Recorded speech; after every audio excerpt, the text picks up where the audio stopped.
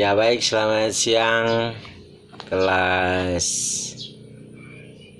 9. Pada kesempatan ini Bapak bersyukur atas segala rahmat Tuhan yang boleh kita rasakan bersama, yakni nafas kehidupan. Harapan Bapak pada kesempatan ini semoga semua siswa SMP 4 Long Bagun, terutama siswa kelas 9, semuanya baik-baik saja. Dan pada kesempatan ini juga Bapak tidak lupa mengingatkan kepada siswa agar jauh dari segala virus yang sekarang boleh viral di Kabupaten Mahakam Hulu,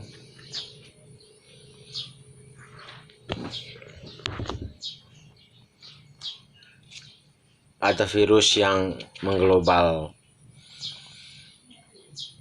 Yang Bapak sampaikan pada kesempatan ini adalah biasakan hidup bersih, cuci tangan 6 langkah, dan hindari dari kerumunan. Semoga semua siswa kelas 9 jauh dari semua sakit penyakit. Baik, pertemuan hari ini adalah pertemuan yang ke-15 dan kompetisi dasar yang kita bahas sekarang adalah 3.4 Indonesia dari masa kemerdekaan hingga masa reformasi.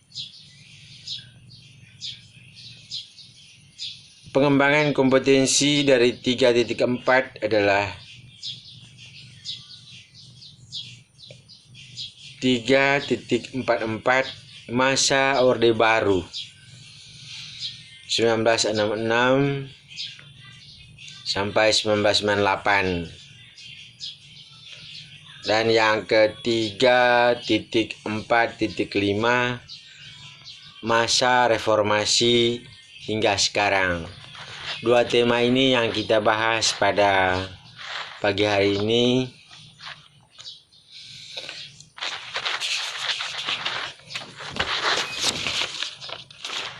Baik, yang pertama, masa Orde Baru. Adik-adik, untuk kelas 9A, kita tahu bahwa masa Orde Baru adalah masa di mana ketika waktu itu adalah presidennya adalah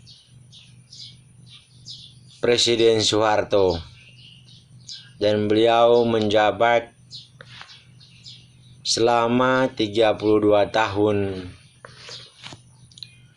sebagai Presiden Negara Kesatuan Republik Indonesia.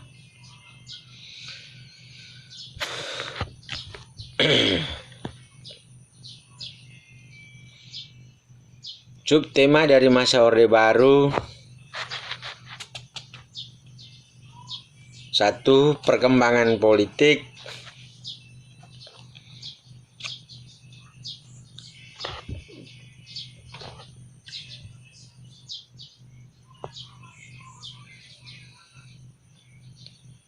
Bagian dari perkembangan politik yang pertama adalah Super Semar,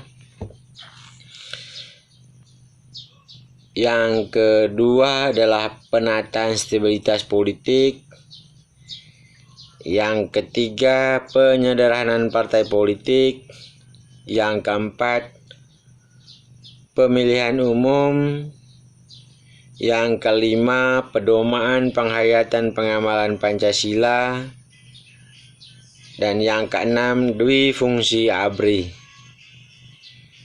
Baik, pada pagi hari ini kita akan coba menjelaskan satu persatu adik-adik semua terkait dengan Super Semar.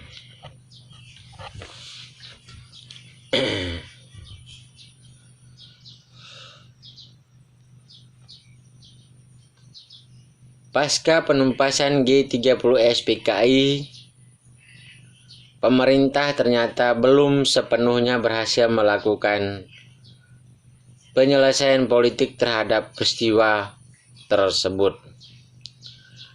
Hal ini membuat situasi politik tidak stabil. Kepercayaan masyarakat terhadap Presiden Soekarno semakin menurun. Pada saat bersamaan, Indonesia menghadapi situasi ekonomi yang terus memburuk, mengakibatkan harga-harga barang kebutuhan pokok melambung tinggi. Kondisi ini mendorong para pemuda dan mahasiswa melakukan aksi demonstrasi, menuntut penyelesaian yang seadil-adilnya terhadap pelaku G30S PKI dan perbaikan ekonomi. Pada tanggal 12 Januari 1966, pelajar, mahasiswa, dan masyarakat mengajukan 3 tuntutan rakyat atau yang disebut Tritura dengan isinya yang pertama, bubarkan PKI, bersihkan kabinet Dwi Kora dari unsur-unsur gerakan 30 September, dan yang ketiga, turunkan harga. Tuntutan rakyat agar membubarkan PKI ternyata tidak dipenuhi.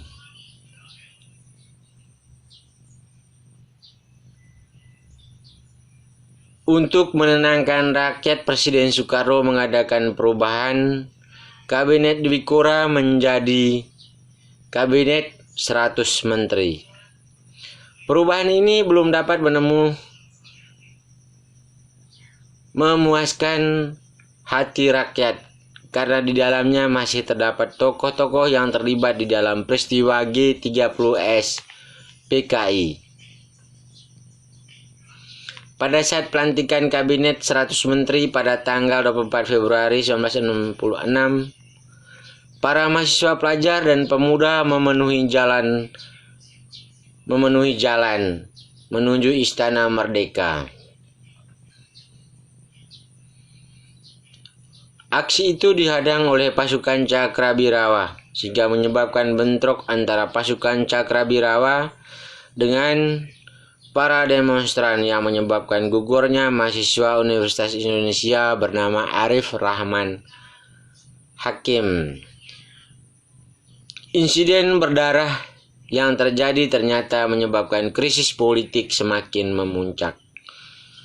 Guna pemulihan keamanan negara, pada tanggal 11 Maret 1966, Presiden Soekarno mengeluarkan surat perintah kepada Letjen Soeharto untuk mengambil segala tindakan yang dianggap perlu dalam rangka memulihkan keamanan dan kewibawaan pemerintah. Surat itu dikenal sebagai Surat Perintah 11 Maret atau yang kita sebut tadi Super Semar. Isi Super Semar adalah pemberian mandat kepada Letjen Soeharto selaku Panglima Angkatan Darat dan Pangkop Kamtib untuk memulihkan keadaan dan kewibawaan pemerintah. Keluarnya Super Semar dianggap sebagai tonggak lahirnya Orde Baru.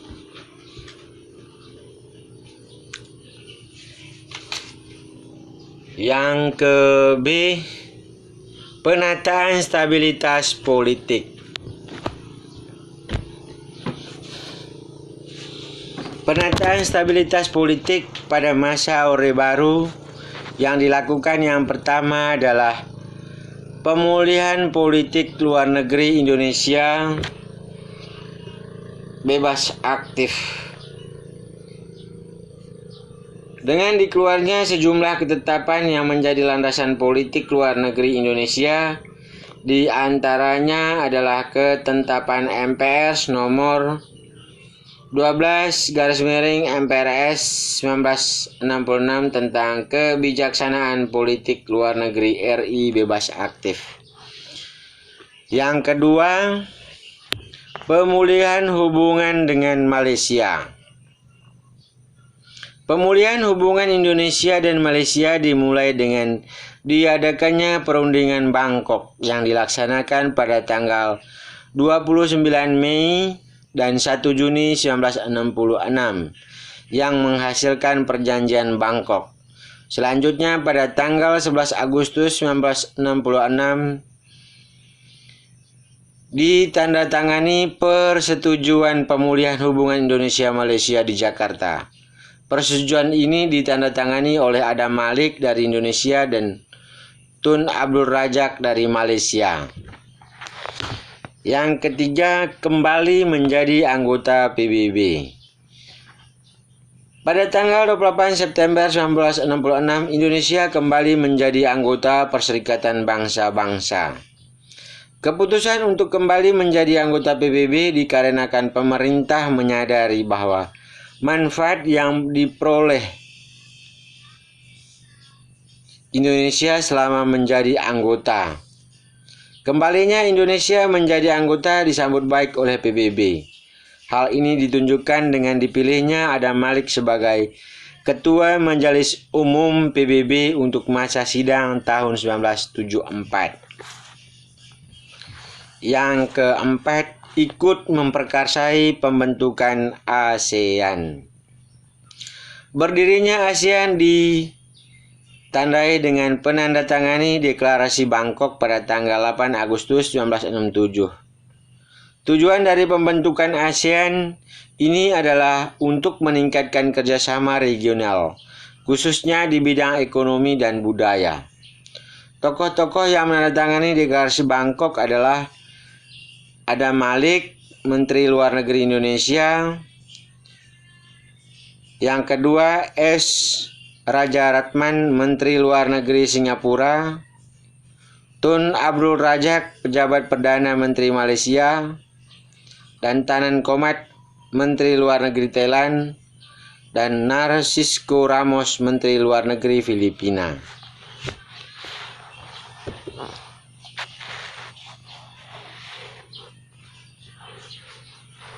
Yang ke-C, dari perkembangan politik,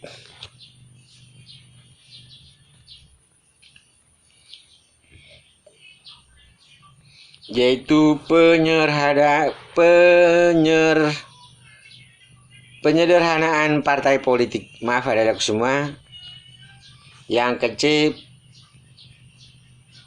penyederhanaan partai politik.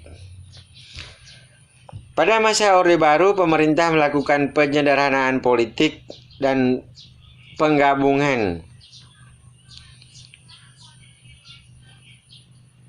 partai-partai politik menjadi 3 kekuatan sosial politik.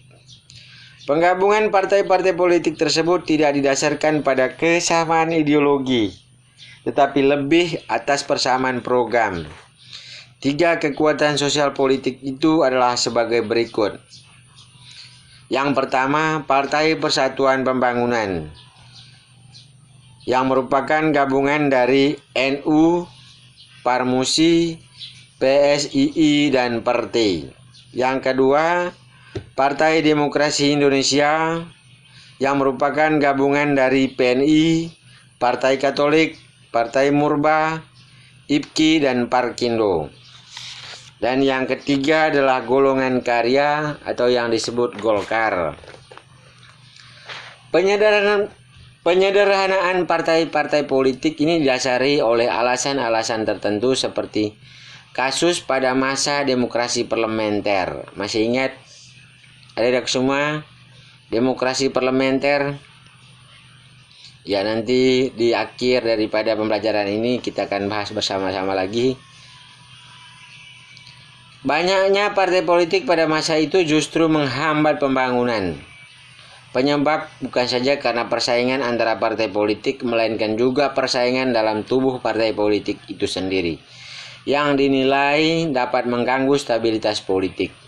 Atas dasar itu, pemerintah Orde Baru berpendapat perlu melakukan penyederhanaan partai sebagai bagian dari pelaksanaan demokrasi Pancasila. Yang kedua, pemilihan umum. Selama masa Orde Baru, pemerintah berhasil melaksanakan 6 kali pemilihan umum, yaitu tahun 1971, 1977, 1982, 1987, 1992, dan 1997. Dalam setiap pemilu yang diselenggarakan selama masa pemerintah Orde Baru, Golkar selalu memperoleh mayoritas suara dan memenangkan pemilu. Hal ini disebabkan oleh pergerakan kekuatan-kekuatan penyokong Orde Baru untuk mendukung Golkar. Kekuatan-kekuatan penyokong Golkar adalah aparat pemerintah, yang di dalamnya ada pegawai negeri sipil dan Angkatan Bersenjata Republik Indonesia. Dengan dukungan pegawai negeri sipil dan ABRI, Golkar dengan leluasa menjangkau masyarakat luas di berbagai tempat dan tingkatan. Dengan leluasa menjangkau masyarakat luas di berbagai tempat dan tingkatan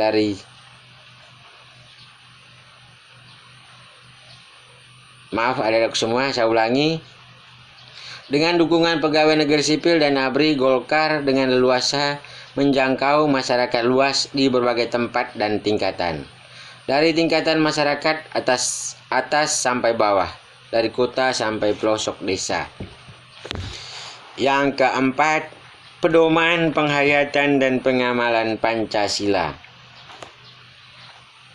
Pada tanggal 12 April 1976, Presiden Soeharto mengemukakan gagasan mengenai pedoman untuk menghayati dan mengamalkan Pancasila yang terkenal dengan nama Eka Prasetya Pancakarsa.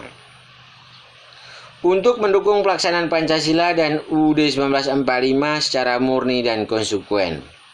Oleh karena itu, sejak tahun 1978, pemerintah menyelenggarakan penataran P4 pada semua lapisan masyarakat. Penataran P4 ini bertujuan untuk membentuk pemahaman yang sama terhadap Pancasila dan Undang-Undang Dasar 1945. Pegawai negeri baik sipil maupun militer diharuskan mengikuti penataran P4. Kemudian para pelajar mulai dari sekolah menengah sampai perguruan tinggi juga diharuskan mengikuti penataran P4 yang dilakukan pada setiap awal tahun ajaran baru. Melalui penataran P4 itu, pemerintah menekankan bahwa masalah suku, agama, ras, dan antara golongan atau sara merupakan masalah yang sensitif di Indonesia, yang sering menjadi penyebab timbulnya konflik atau kerusuhan sosial. Oleh karena itu, masyarakat tidak boleh mempermasalahkan hal-hal yang berkaitan dengan sara. Dengan demikian diharapkan persatuan dan kesatuan nasional dapat terpelihara. Yang ke F, dwi fungsi ABRI daripada perkembangan politik masa Orde Baru. Dwi fungsi ABRI yang dimaksud adalah ABRI memiliki dua fungsi, yaitu fungsi sebagai pusat kekuatan militer yang melindungi segenap bangsa Indonesia dan fungsi sebagai kekuatan sosial yang secara aktif melaksanakan kegiatan-kegiatan pembangunan nasional. Dengan peran ganda ini, ABRI diizinkan untuk memegang jabatan dalam pemerintahan, termasuk wali kota, pemerintahan provinsi, duta besar, dan jabatan lainnya. Setelah berakhirnya masa kepemimpinan Orde Baru, dwi fungsi ABRI mulai dihapuskan. Yang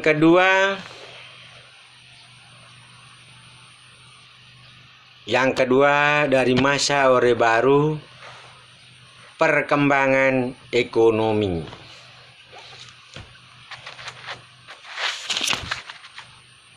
Adik-adikku semua, perlu diketahui bahwa perkembangan ekonomi pada saat masa Orde Baru yang dilakukan oleh pemerintahan Soeharto ada dua. Yang pertama adalah program jangka pendek dan yang kedua adalah program jangka panjang.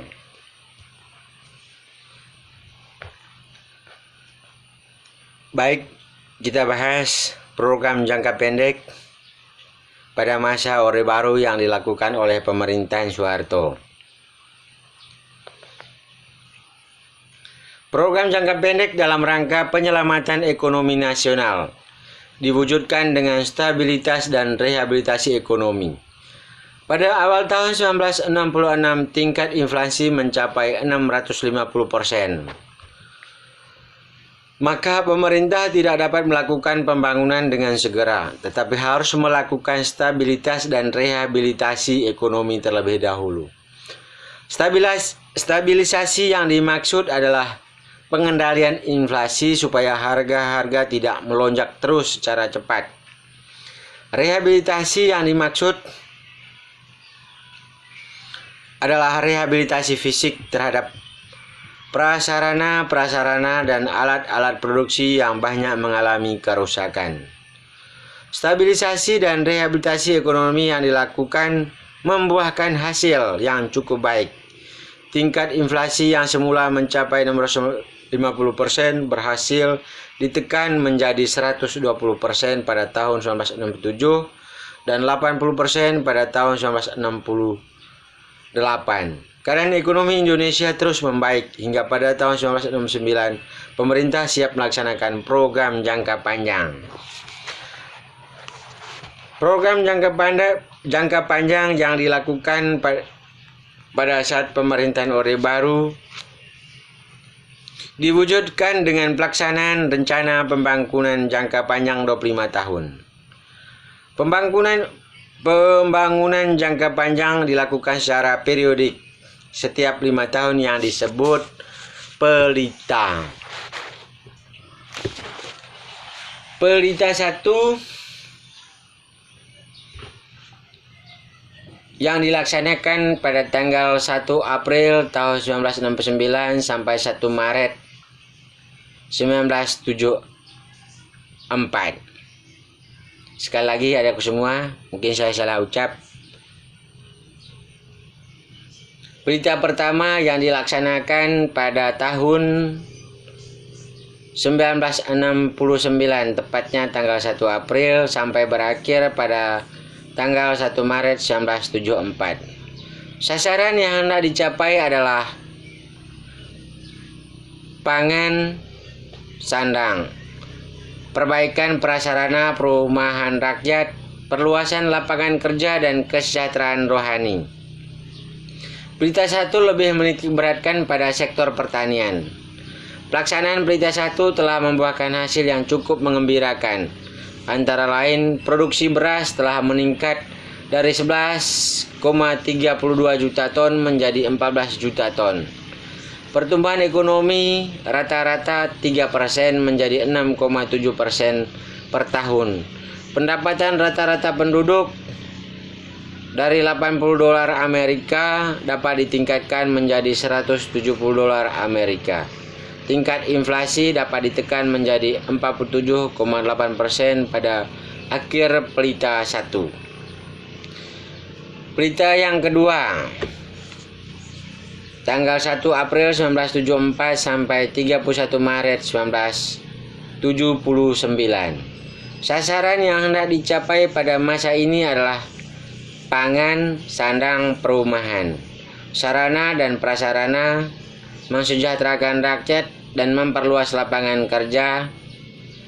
Berita 2 berhasil meningkatkan pertumbuhan ekonomi rata-rata penduduk 7% setahun. Tingkat inflasi berhasil ditekan hingga 9,5% pada sektor pertanian. Telah dilakukan perbaikan dalam pembangunan jaringan irigasi baru. Berita ketiga 1 April 1979 sampai 31 Maret 1984.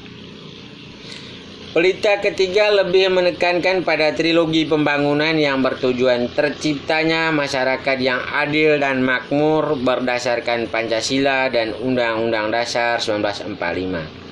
Arah kebijaksanaan ekonominya adalah pembangunan pada segala bidang. Pedoman pembangunan nasionalnya adalah trilogi pembangunan dan 8 jalur pemerataan. Inti dari kedua pedoman tersebut adalah kesejahteraan bagi semua lapisan masyarakat dalam suasana politik ekonomi yang stabil. Berita ketiga ini menitikberatkan pada sektor pertanian, menuju swasembada pangan serta meningkatkan industri yang mengolah bahan baku menjadi barang jadi. Produksi beras diperkirakan mencapai 20,6 juta ton pada tahun 1983. Berita yang keempat yaitu dimulai 1 April 1984 sampai 31 Maret 1989. Berita keempat menitikberatkan pada sektor pertanian untuk melanjutkan usaha menuju swasembada pangan serta meningkatkan industri yang dapat menghasilkan mesin-mesin industri sendiri, baik industri berat maupun industri ringan. Hasil yang dicapai pada berita 4 diantaranya adalah swasembada pangan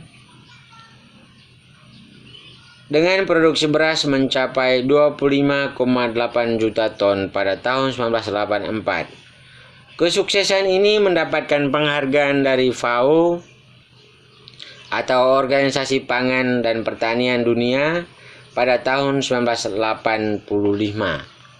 Berita kelima, 1 April 1989 sampai dengan 31 Maret 1994. Berita kelima menitikberatkan pada sektor pertanian dan industri untuk menetapkan swasembada pangan dan meningkatkan produksi hasil pertanian lainnya. Dan sektor industri khususnya industri yang menghasilkan barang ekspor, industri yang banyak menyerap tenaga kerja, industri pengolahan hasil pertanian, serta industri yang dapat menghasilkan mesin-mesin industri. Berita kelima adalah periode terakhir dari pembangunan jangka panjang tahap pertama, lalu dilanjutkan pembangunan jangka panjang tahap kedua. Berita 6. Berita 6 merupakan awal pembangunan jangka panjang tahap kedua. Berita 6 lebih menitikberatkan pada sektor ekonomi, industri pertanian, serta pembangunan, dan peningkatan kualitas sumber daya manusia sebagai pendukungnya. Sekali lagi, berita 6 lebih menitikberatkan pada sektor ekonomi, industri pertanian, serta pembangunan, dan peningkatan kualitas sumber daya manusia sebagai pendukungnya. Direncanakan berita 6 dilaksanakan mulai tanggal 1 April 1994 dan berakhir pada tanggal 31 Maret 1999.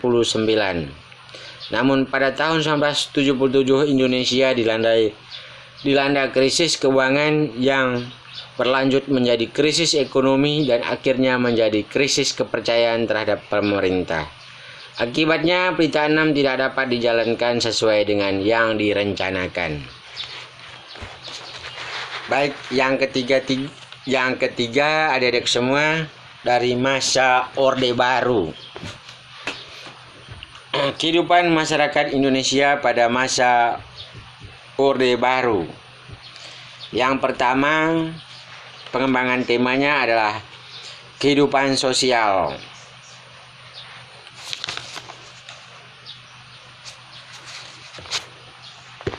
Baik, kita lanjutkan adik-adik semua. Kehidupan sosial. Pada masa Orde Baru, pemerintah berhasil mewujudkan stabilitas politik dan menciptakan suasana aman bagi masyarakat Indonesia. Perkembangan ekonomi juga berjalan dengan baik dan hasilnya dapat terlihat secara nyata. Dua hal ini menjadi faktor pendorong keberhasilan pemerintahan Orde Baru dan melaksanakan perbaikan kesejahteraan rakyat. Keberhasilan tersebut dapat dilihat dari turunnya angka kemiskinan, serta turunnya angka kematian bayi, dan peningkatan partisipasi pendidikan dasar. Program-program untuk perbaikan kesejahteraan rakyat yang dilaksanakan pada masa Orde Baru ada dua, yaitu Ada 3 adik semua. Yang pertama transmigrasi, yang kedua keluarga berencana, dan yang ketiga puskesmas dan posyandu.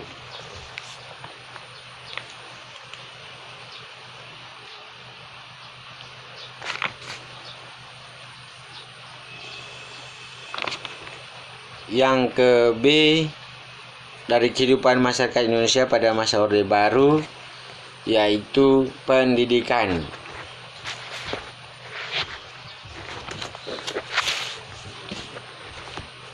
Adik-adik semua, perlu diketahui bahwa pada masa Orde Baru,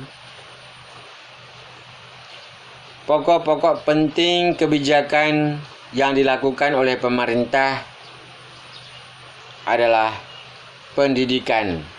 Di antaranya diarahkan untuk menciptakan kesempatan belajar yang lebih luas dan diimbangi dengan peningkatan mutu pendidikan. Pendidikan tinggi diarahkan pada sasaran pembinaan mahasiswa yang mampu menjawab tantangan modernisasi. Oleh karena itu dikembangkanlah sistem pendidikan yang berhubungan dengan pengembangan kesempatan dan kualifikasi bagi jenis-jenis lapangan kerja yang diperlukan oleh pembangunan nasional. Pada masa Orde Baru munculnya sebuah konsepsi pendidikan yang dikenal dengan sekolah pembangunan.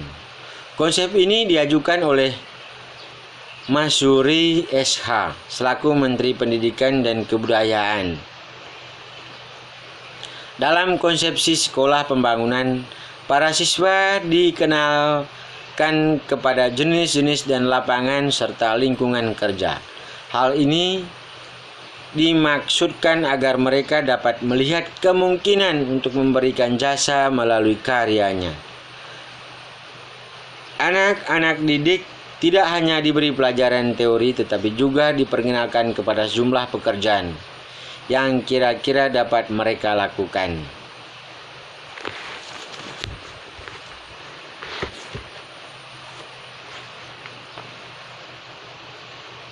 Dengan cara ini mereka akan dapat menyalurkan bakatnya masing-masing sekaligus dapat menyesuaikan diri dengan lingkungan kerja yang akan mereka hadapi. Dalam rangka memberikan kesempatan belajar yang lebih luas, pemerintahan Orde Baru melaksanakan beberapa program. Yang pertama, Instruksi Presiden atau Impres Pendidikan Dasar. Adanya Instruksi Presiden ini membuat jumlah sekolah dasar meningkat pesat, tercatat pada periode tahun 1993 dan 1994 hampir 150.000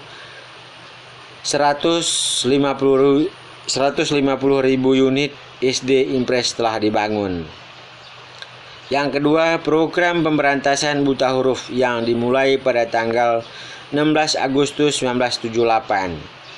Yang ketiga, program wajib belajar yang dimulai pada tanggal 2 Mei 1984. Dan yang keempat, program gerakan orang tua asuh GINUTA, program gerakan orang tua asuh. Yang ke C, dari kehidupan masyarakat Indonesia pada masa Orde Baru, yaitu kebudayaan. Pada masa Orde Baru, usaha meningkatkan dan pengembangan seni dan budaya diarahkan kepada upaya memperkuatkan kepribadian, kebanggaan, dan kesatuan nasional. Oleh karena itu dilakukan pembinaan dan pengembangan seni secara luas melalui sekolah seni, kursus seni, organisasi seni, dan wadah-wadah kegiatan seni lainnya. Selain itu dilakukan pula upaya penyelamatan, pemeliharaan, dan penelitian warisan sejarah budaya nasional. Upaya ini diwujudkan dengan inventarisasi peninggalan purbakala yang meliputi 1165 situs purbakala dan rehabilitasi serta perluasan museum. Baik, adik-adik semua, untuk masa Orde Baru Bapak sudah membaca Dan harapannya ada yang belum paham, silakan adik-adikku semua bertanya lewat grup WA kelas 9. Baik, kita lanjutkan untuk yang terakhir pada kompetisi 3.4, yaitu masa reformasi.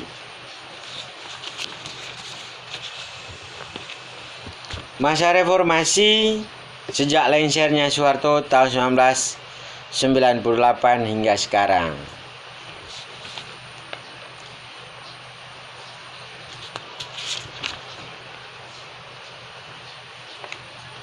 Adik-adikku semua, di masa reformasi ada berapa subtema yang kita bahas?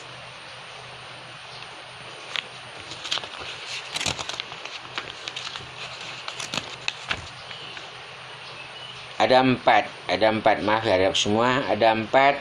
Yang pertama, lahirnya gerakan reformasi. Yang kedua, perkembangan politik. Yang ketiga, perkembangan ekonomi.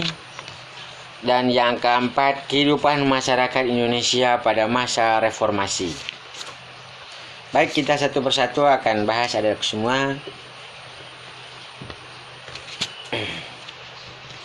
Lahirnya gerakan reformasi. Reformasi merupakan suatu gerakan yang menghendaki adanya perubahan kehidupan bermasyarakat, berbangsa, dan bernegara ke arah yang lebih baik secara konstitusional. Munculnya keinginan untuk melakukan perubahan itu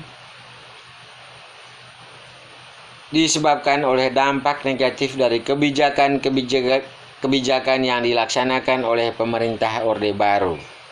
Pada masa Orde Baru, pemerintah berhasil mewujudkan kemajuan pembangunan yang pesat. Namun, kemajuan pembangunan itu ternyata tidak merata.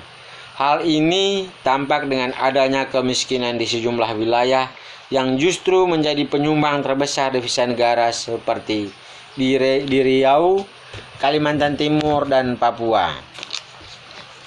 Dalam bidang ekonomi, pemerintahan Orde Baru berhasil meningkatkan pendapatan per kapita Indonesia ke tingkat 600 US dollar pada tahun 1980-an.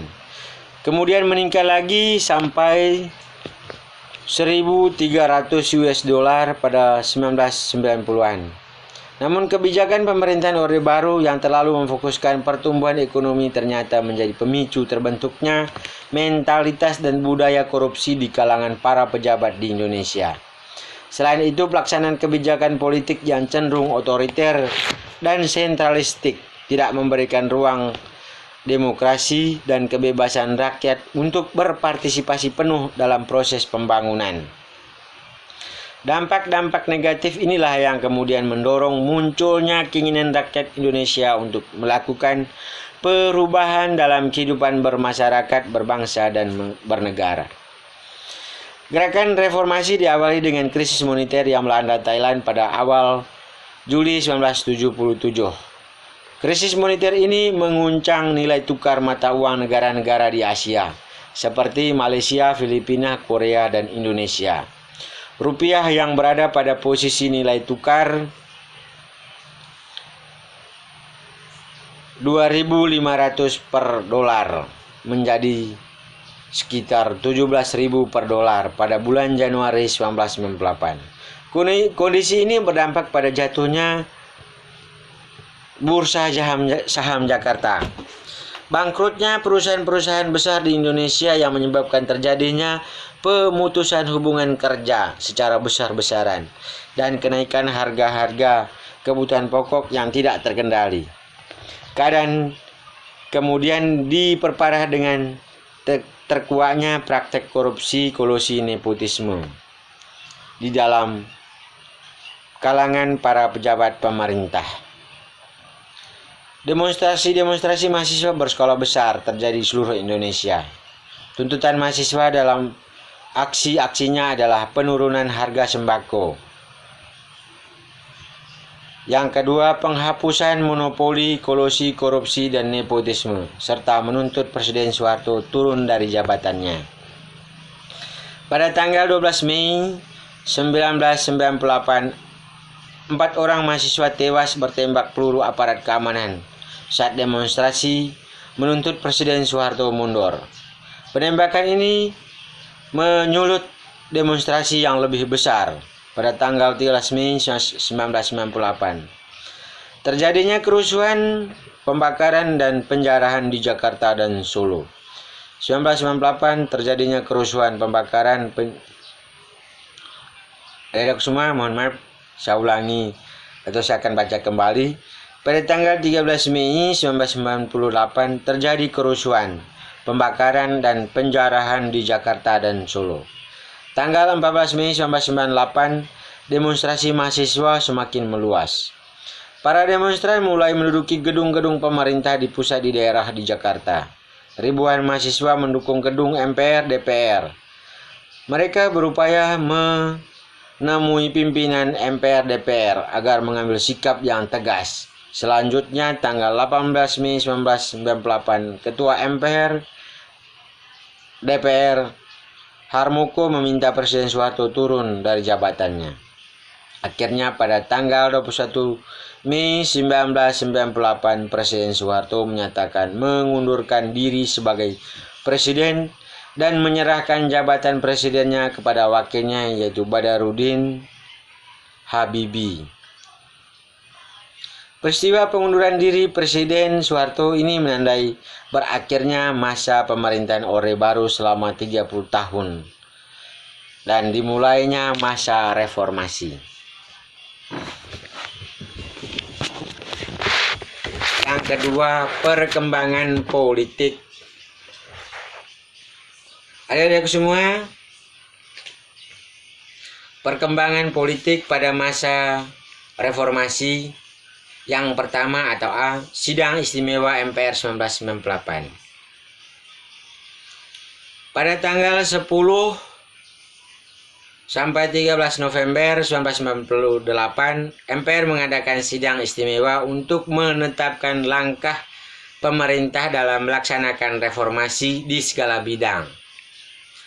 Dalam sistem hukum dan perundang-undangan, sidang ini menghasilkan 12 ketetapan MPR yang diantaranya memperlihatkan adanya upaya mengakomodasi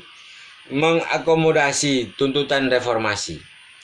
Ketetapan itu antara lain adalah sebagai berikut. Yang pertama atau 1. Ketetapan MPR nomor 8 tahun 1998 yang memungkinkan Undang-Undang Dasar 1945 diamandemen. Yang kedua, ketetapan MPR nomor 12 tahun 1998 mengenai pencabutan ketetapan MPR nomor 4 tahun 1993 tentang pemberian tugas dan wewenang khusus kepada Presiden mandataris MPR dalam rangka menyukseskan pembangunan nasional sebagai pengamalan Pancasila.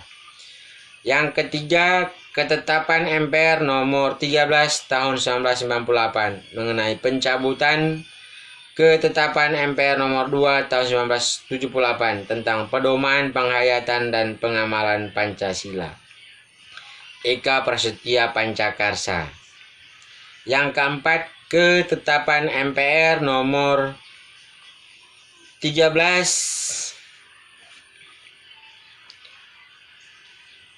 tahun 1998 tentang pembatasan masa jabatan presiden dan wakil presiden maksimal 2 periode. Yang kelima, ketetapan MPR nomor 15 tahun 1988 tentang penyelenggaraan otonomi daerah, pengaturan pembangunan dan pemanfaatan sumber daya nasional yang berkeadilan serta pertimbangan keuangan pusat dan daerah. Adik semua mohon maaf, bukan perimbangan keuangan pusat dan daerah dalam kerangka Negara Kesatuan Republik Indonesia. Yang keenam, ketetapan MPR nomor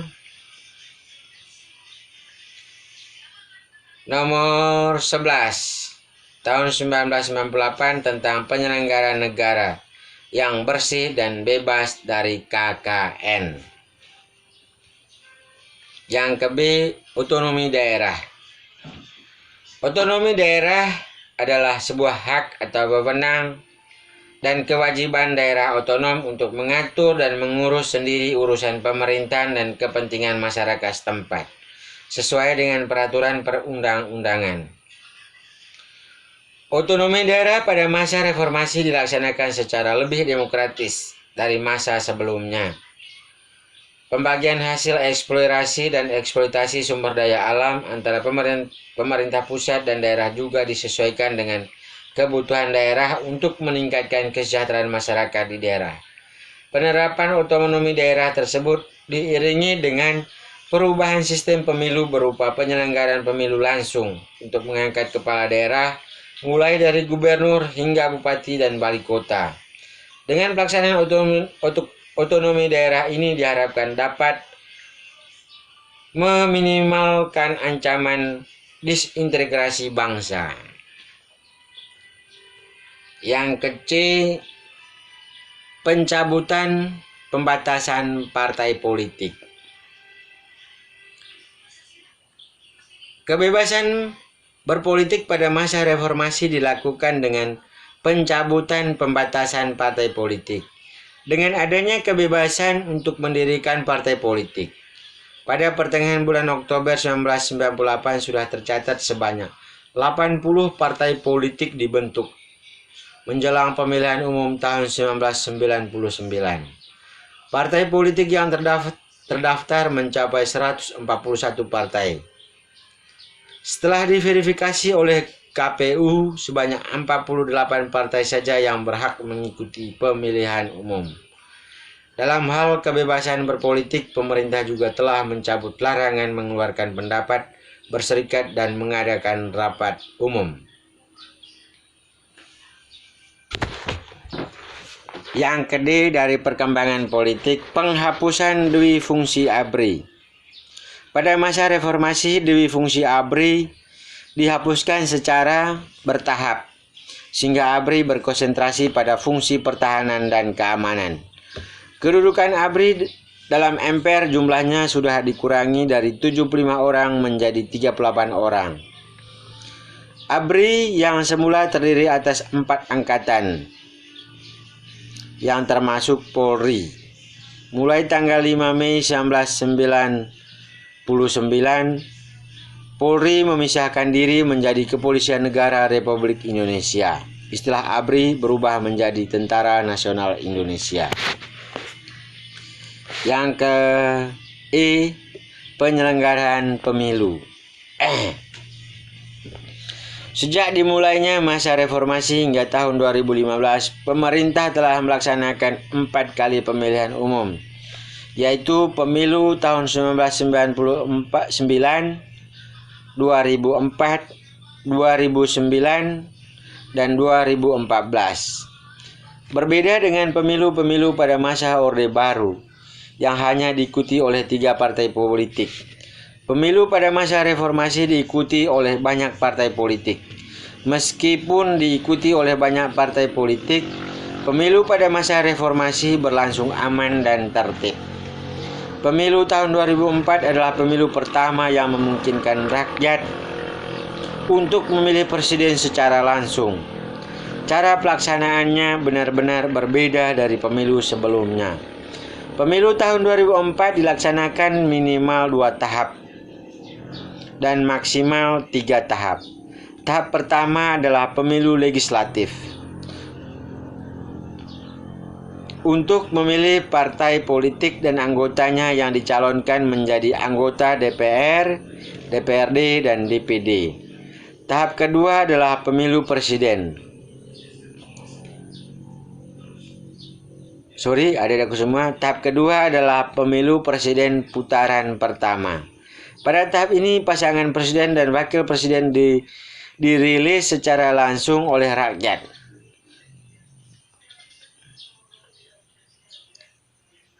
Tahap ketiga adalah pemilu presiden.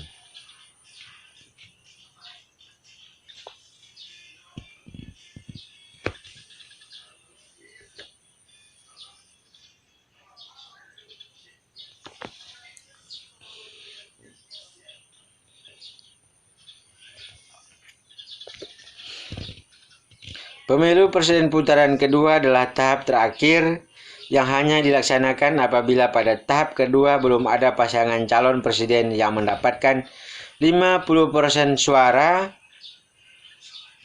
pada pemilihan presiden putaran pertama. Cara pelaksanaan pemilu tahun 2004 masih digunakan pada pemilu tahun 2009 dan tahun 2014.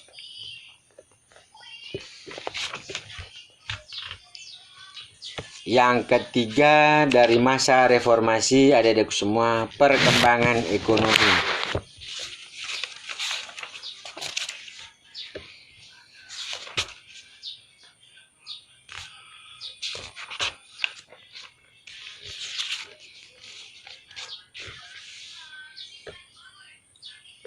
Baik, adik-adik semua, pada masa reformasi Indonesia tengah menghadapi krisis ekonomi. Upaya-upaya untuk pemulihan ekonomi terus dilakukan pada beberapa periode kepemimpinan masa reformasi. Yang ke-A, pemerintahan Presiden B.J. Habibie. Pada masa pemerintahan B.J. Habibie diterapkan kebijakan pokok di bidang ekonomi, yaitu penanggulangan krisis ekonomi dengan sasaran terkendalinya nilai rupiah dan tersedianya kebutuhan bahan pokok dan obat-obatan dengan harga terjangkau, serta berputarnya roda perekonomian nasional dan pelaksanaan reformasi ekonomi. Untuk melaksanakan kebijakan tersebut dilakukan 5 hal penting. Yang pertama, menjalin kerjasama dengan International Monetary Fund atau yang disebut dengan IMF untuk membantu dalam proses pemulihan ekonomi. Yang kedua, menerapkan independensi Bank Indonesia agar lebih fokus mengurusi perekonomian.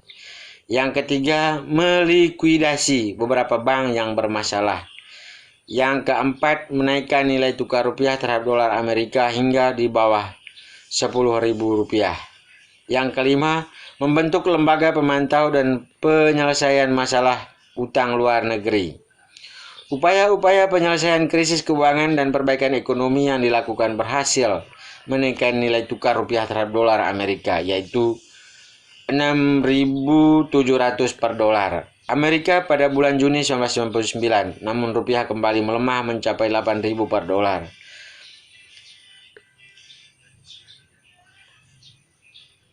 Pada akhir masa jabatan Habibie, baik sekali lagi adik semua, rupiah kembali melemah mencapai 8.000 per dolar Amerika pada akhir masa jabatan Habibie. Yang ke-B, pemerintahan Presiden Abdul Rahman Wahid. Pada masa pemerintahan Abdul Rahman Wahid, kondisi ekonomi Indonesia mulai menunjukkan adanya perbaikan dan kondisi keuangan sudah mulai stabil. Namun keadaan kembali merosot pada bulan April 2001. Nilai tukar rupiah terhadap dolar Amerika melemah hingga mencapai 12.000 per dolar. Lemahnya nilai tukar rupiah tersebut berdampak negatif terhadap perekonomian nasional dan menghambat usaha pemulihan ekonomi. Yang ke-C, pemerintahan Presiden Megawati Soekarno Putri. Pada masa pemerintahan Presiden Megawati Soekarno Putri, nilai tukar rupiah terhadap dolar Amerika berhasil distabilkan dan berdampak pada terkendalinya harga-harga barang. Selain itu, tingkat inflasi rendah dan cadangan devisa negara stabil. Namun pertumbuhan ekonomi masih tergolong rendah yang disebabkan kurang menariknya perekonomian Indonesia bagi investor dan karena tingginya suku bunga deposito. Kebijakan-kebijakan yang ditempuh untuk mengatasi permasalahan ekonomi antara lain: meminta penundaan pembayaran utang sebesar 5,8 miliar dolar Amerika Serikat. Yang kedua, mengalokasikan pembayaran utang luar negeri sebesar 116,3 triliun rupiah. Yang ketiga, kebijakan privatisasi badan usaha milik negara. Yang ke-D, pemerintahan Presiden Susilo Bambang Yudhoyono. Perekonomian Indonesia mengalami perkembangan yang cukup baik pada masa kepemimpinan Presiden SBY. Hal ini terlihat dari rata-rata pertumbuhan ekonomi yang berkisar pada 5% sampai 6% per tahun, serta kemampuan ekonomi Indonesia yang bertahan dari pengaruh krisis ekonomi dan finansial yang terjadi di zona Eropa sepanjang tahun 2008 hingga 2009. Dalam penyelenggaraan perekonomian negara, pemerintah menerapkan beberapa kebijakan antara lain sebagai berikut. 1. Mengurangi subsidi bahan bakar minyak.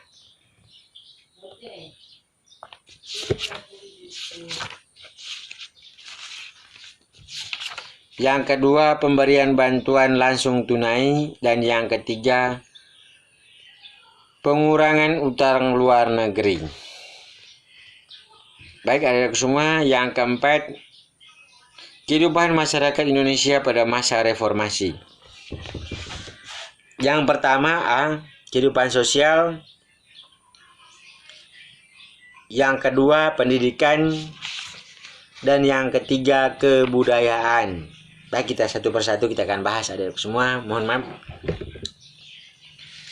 Kehidupan sosial masyarakat Indonesia pada masa awal reformasi sempat diwarnai dengan terjadinya berbagai konflik sosial yang bersifat etnis di tengah-tengah masyarakat.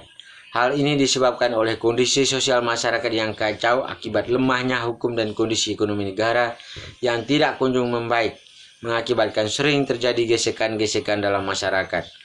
Namun seiring dengan keberhasilan pemerintah era reformasi dalam mengatasi masalah-masalah yang tengah dihadapi, kehidupan sosial masyarakat Indonesia berangsur-angsur kembali kondusif. Pada masa reformasi, masyarakat lebih bebas menyuarakan berbagai aspirasinya.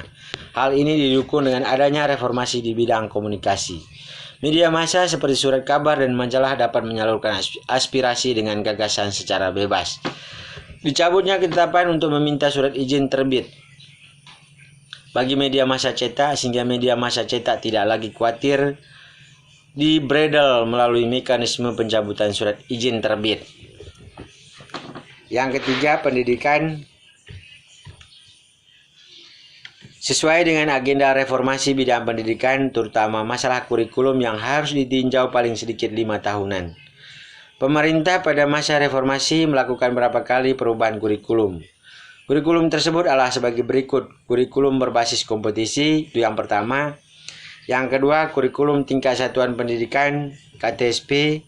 Dan yang ketiga, kurikulum tahun 2013 yang kita pakai sekarang. Yang ke-C, kehidupan masyarakat Indonesia pada masa reformasi, kebudayaan. Dalam bidang kebudayaan dilakukan upaya pelestarian budaya dengan mendaftarkan warisan budaya Indonesia ke UNESCO atau Organisasi Pendidikan, Keilmuan dan Kebudayaan Perserikatan Bangsa-Bangsa. Upaya ini dilakukan untuk menghindari klaim negara lain terhadap warisan budaya Indonesia. Beberapa warisan budaya Indonesia yang telah mendapat pengakuan internasional melalui UNESCO. Adik-adik semua bisa dilihat di tabel. Yang pertama, warisan cagar budaya yang di dalamnya Kompleks Candi Borobudur, Kompleks Candi Prambanan, dan situs prasejarah Sangiran. Diakui untuk Kompleks Candi Borobudur diakui tahun 1991, Candi Prambanan diakui tahun 1991, situs prasejarah Sangiran diakui tahun 1996. Dan yang kedua, warisan karya budaya tak benda. Yang pertama, wayang diakui tahun 2003, keris diakui tahun 2005, batik diakui tahun 2009, angklung diakui tahun 2010, tari saman diakui tahun 2011, noken diakui tahun 2012. Selain warisan budaya yang sudah diakui di atas, masih banyak warisan budaya Indonesia yang sedang dalam proses pendaftaran di UNESCO. Di antaranya adalah tenun ikat dari Sumba, rencong dari Aceh, tari tortor dari Sumatera Utara, gordang sembirang dari Sumatera Utara, songket dari Palembang, ondel-ondel dari DKI Jakarta, reok dari Ponorogo, Sasirangan dari Kalimantan Selatan, dan warisan-warisan budaya lainnya. Oke, adik-adikku semua, untuk pertemuan kita sudah selesai. Bukan berarti bahwa dengan berakhirnya materi kita menghentikan semua pertemuan antara adik-adik dengan Bapak. Adik-adikku semua, saya sadari bahwa kita penuh kekurangan di dalam menyampaikan materi pada kesempatan ini, dan Bapak berharap kepada semua siswa kelas 9, baik 9A maupun 9B, silakan bertanya kalau belum paham apa yang Bapak sampaikan pada video kali ini. Bapak juga penuh kekurangan. Karena itu saya mengajak kepada semua siswa kelas 9 untuk selalu bertanya, dan sering-seringlah bertanya kepada orang yang menurut adik-adikku semua berkompeten dan mampu menyelesaikan masalah atau apa yang adik-adikku semua belum tahu. Sampai jumpa kelas 9A dan B. Semoga kita semua selalu diberi kesehatan, baik jasmani maupun rohani. Terima kasih kelas 9. Selamat siang.